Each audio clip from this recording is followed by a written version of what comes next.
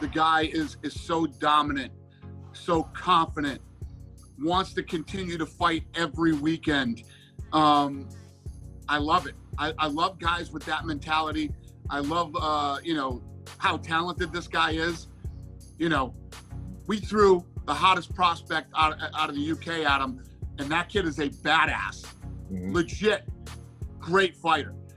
And he made it look like he didn't belong there. You look at the punch stat that ESPN put out, in a two fight, what was it, 156-2 or 160 something to 2. The kid's legit, he's real, and he knows it, and I love it. Did you get to interact much with him personally? 192-2. Yeah, through 2 fights. In 2 fights. Yep. Did you interact with him much personally while you were there? Yeah. I mean, he said he wanted to fight, and I said, done. I'll make it happen.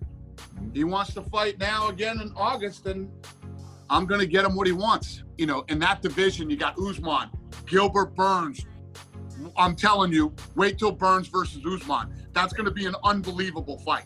Yep. You got Covington, you got Edwards, Masvidal, Woodley.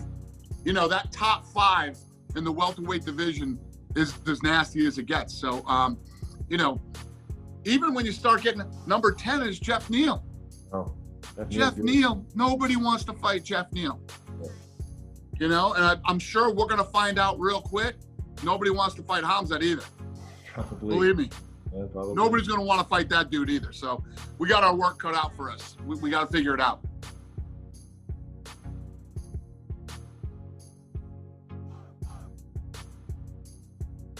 The way he attacked that kid last Saturday, because that kid was supposed to be good. That kid's not just some scrub, right? That kid, if he fought someone else on Saturday, he would have been the bright, shining prospect going into the fight. But instead, he went in there as a plus 600 underdog against this Chimaev.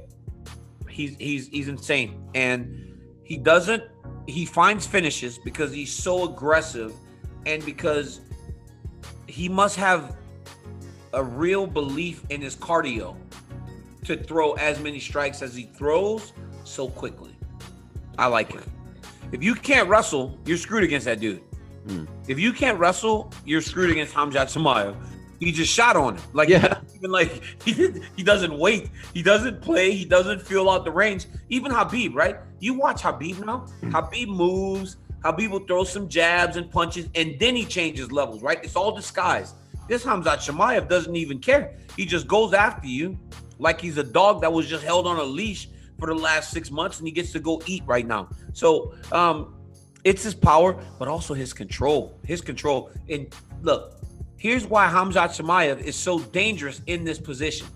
He's long, right? Khabib is big. He's a big guy, but he's not abnormally long. He doesn't have crazy long arms. So when he's grabbing that wrist, he has to work to go and get that wrist and pull it in. Chimaev is so long that the moment you try to post up on your elbow to get up, he can reach and grab that far side wrist, and then he just goes to work. I love his top control.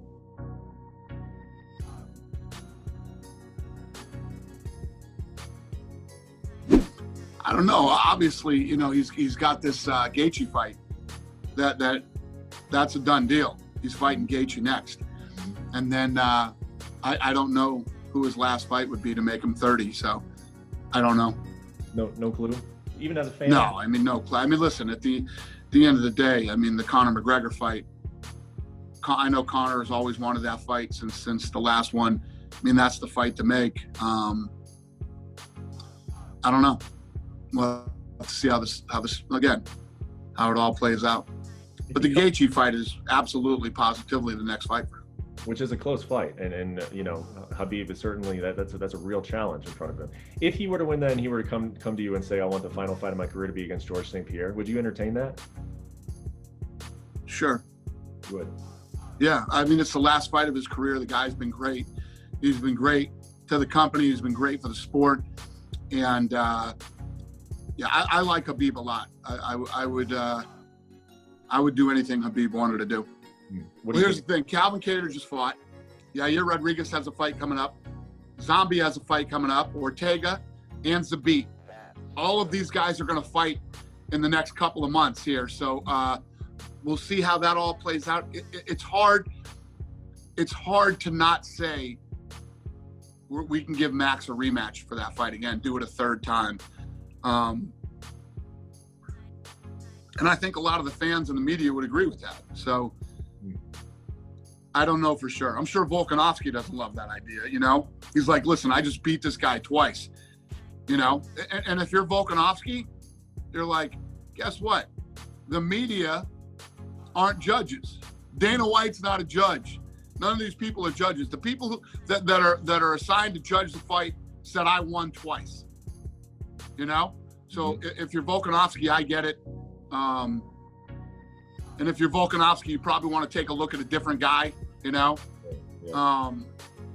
I don't know. Then I haven't really talked to Volkanovski about it. Something I definitely need to do. And we'll see how this thing plays out.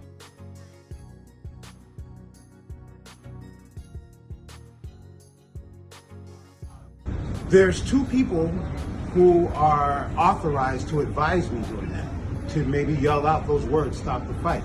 There's one, the physician. We have a ringside physician who knows more about the physical body than I do. And he's there to give me advice. If he can't get my attention, maybe he might yell, stop the fight.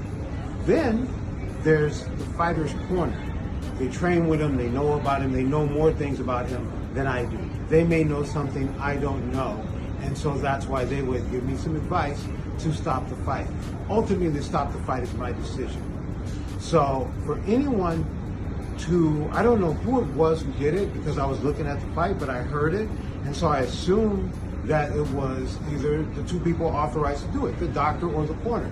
After the match, I followed up. I asked the physician. He goes, no, that fight was fine. I'm perfectly fine with everything that you did in that match. I didn't get a chance to ask his corner, but I asked the inspectors who were in charge of his corner. And they said no, that the corner did not yell out to stop the match. That means it was somebody else, someone there doing another job. This is a very dangerous thing to do. If you put on your Superman shirt and decide that you're the smartest person in the room, and smarter than the physician, smarter than the corner who works with the guy, and smarter than the referee, you're doing a chance that you could bring in information that could do the fighter a disservice. I'm looking at the match. I believe I'm getting information from the people qualified to do it. Under no circumstances would I, even as a referee, get up and yell and tell another referee to stop the match. If I were to do that, I would know it would be a situation where I couldn't live with myself otherwise. I know that there could be consequences, that you'd never see me in that position again, but I would sleep well knowing that I had done that. The bottom line now, I have to look at that match again, not looking at it to know if I should have stopped it early, because it's easy. Anyone who believes it not is maybe just following because someone with a microphone says it should have been stopped. But if you know anything about fighting, the fighter got hurt, fighters get rocked all the time, but we're looking at his actions. He's tracking his opponent. He knows where his opponent is. He's put both arms in between him and his opponent. He's lifted his leg up, head off the mat. He's doing everything I can ask for him to do to stay in that fight. So there wasn't a bad stoppage, and we'll go more into that. But that person who's yelling out, that's almost the same thing as if you would grab a horn and ring the horn as if you're calling the time. It could easily be mistaken for the official horn. If you open your mouth and yell the words, stop the fight, it could easily be mistaken for the people who are officially qualified to yell, stop the fight. It should never be done. Food for thought.